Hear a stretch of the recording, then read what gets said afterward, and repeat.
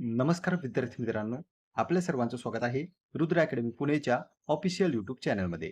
मुंबई उच्च न्यायालय भरती संदर्भात आपल्या सर्वांना माहितीच आहे की 26 एप्रिलला आपली परीक्षा ही अपेक्षित आहे. पण त्यासाठी नेमके परीक्षा केंद्र म्हणजेच एक्झाम सेंटरचे कोणकोणते असू शकतात त्याची माहिती आपण या व्हिडिओच्या माध्यमातून पाहणार आहोत. चला तर स्टार्ट करूया आजच्या व्हिडिओला. तुम्ही जर आपल्या चॅनलवर पहिल्यांदा आलेले असाल तर चॅनलला सबस्क्राईब करून घ्या, कारण की अशीच नवनवीन आणि महत्त्वपूर्ण माहिती तुम्हाला आपली इथे मिळत असते.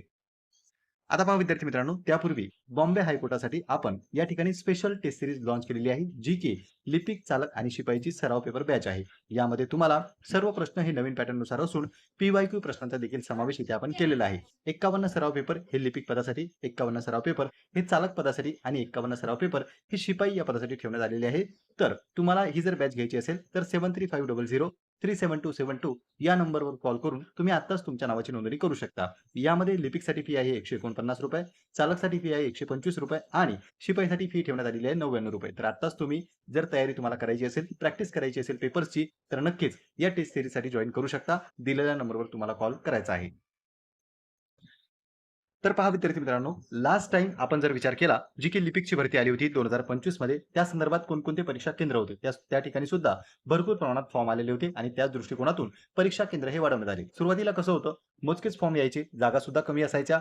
ज्या ठिकाणच्या जागा आहेत, फॉर एक्झाम्पल जर नागपूर बेंचच्या जागा असतील, तर जी आपली परीक्षा आहे ती शॉर्टलिस्ट केल्या जात होती विद्यार्थ्यांची. फॉर एक्झाम्पल पिऊनसाठी फॉर्म आलेले असतील तर पिऊनसाठी आधीच विद्यार्थ्यांची शॉर्टलिस्ट लागत होती आणि ज्या ज्या विद्यार्थ्यांची नावे शॉर्टलिस्टमध्ये आहेत त्या विद्यार्थ्यांची परीक्षा त्या ठिकाणीच घेतल्या जायची. पण नंतर जर आपण म्हणजे गेल्या वर्षी पाहिलं 2025 मध्ये किंवा 2023 ची जी काही जिल्हा न्यायालयाची जाहिरात आली होती त्यामध्ये पाहिलं तर भरपूर साऱ्या विद्यार्थ्यांकडून 1000 आणि ₹900 फी घेण्यात आली होती आणि त्यामुळेच बऱ्याच विद्यार्थ्यांमध्ये जवळपास ऑलमोस्ट सर्व विद्यार्थ्यांचा पेपर या ठिकाणी घेण्यात आला. मग काय झालं, विद्यार्थ्यांची संख्या वाढली आणि त्यामुळे परीक्षा केंद्र सुद्धा वाढवावी लागलेली आहे. 2023 मध्ये TCS कंपनीला कॉन्ट्रॅक्ट दिला होता, त्यामुळे TCSने सेंटर अरेंज केले होते. नंतर 2025 मध्ये जी लिपिकची भरती आलेली होती ती मात्र स्वतः न्यायालयाने कंडक्ट केलेली होती आणि त्यामध्ये जर आपण विचार केला तर मुंबई, ठाणे, पुणे, कोल्हापूर, छत्रपती संभाजीनगर, लातूर, नांदेड, अहमदनगर, जळगाव, अमरावती, यवतमाळ आणि नागपूर इत्यादी सेंटर्सचा समावेश होता. म्हणजे इत्यादी जिल्ह्यामध्ये या ठिकाणी सेंटर्स वाढवण्यात आलेले होते 2025च्या लिपिकच्या भरतीमध्ये, जो की पेपर ऑगस्टच्या आसपास झालेला होता.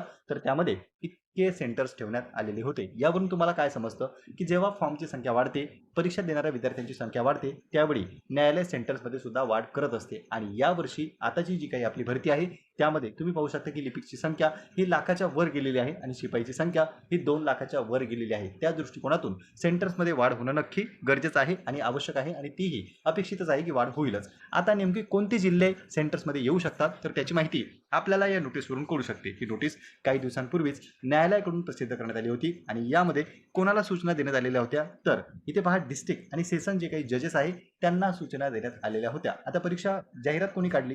मुंबई उच्च न्यायालयाने. कोणत्या बेंचसाठी आहे? नागपूर आणि औरंगाबाद खंडपीठासाठी आहे.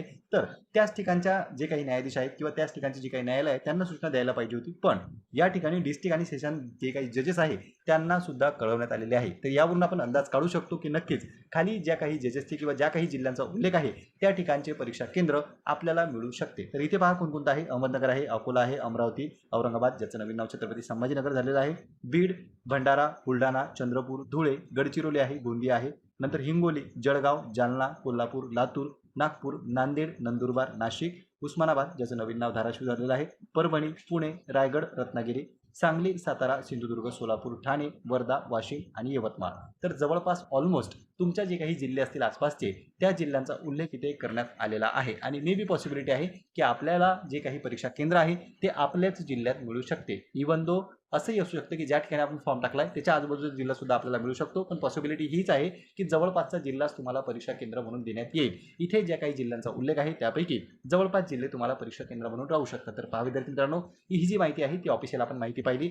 लास्ट टाइम 2025 मध्ये सेंटर्समध्ये वाढ करण्यात आलेली होती. बरेच सेंटर जे आहे ते विद्यार्थ्यांना त्याच्या जवळ मिळालेले आहे, काही विद्यार्थ्यांना दूर सुद्धा मिळाले होते. तर यावेळेस आणखी परीक्षा केंद्रांमध्ये वाढ होण्याची शक्यता आहे आणि जवळपास आपला जिल्हा सुद्धा आपल्याला परीक्षा केंद्र म्हणून मिळू शकतो. ही माहिती कुठून मिळवली आपण तर जी काही न्यायालयाची नोटीस आली आहे त्याचीच ही माहिती आहे आणि त्यावरूनच आपण हा अंदाज काढलेला दिसतो. तर तुम्ही कुठे फॉर्म टाकलाय, कोणत्या पोस्टसाठी टाकलाय, कमेंट बॉक्समध्ये कमेंट करून सांगू शकता आणि तुमची तयारी सुरू आहे का तेही तुम्ही कमेंट बॉक्समध्ये कमेंट करून सांगा. तुमचा कोणता जिल्हा आहे तोही तुम्ही सांगू शकता कमेंट करून आणि जर काही प्रश्न असतील तेही तुम्ही कमेंट बॉक्समध्ये विचारू शकता. पुन्हा भेटूया आपण अशाच एका माहितीपूर्ण व्हिडिओमध्ये. नमस्कार.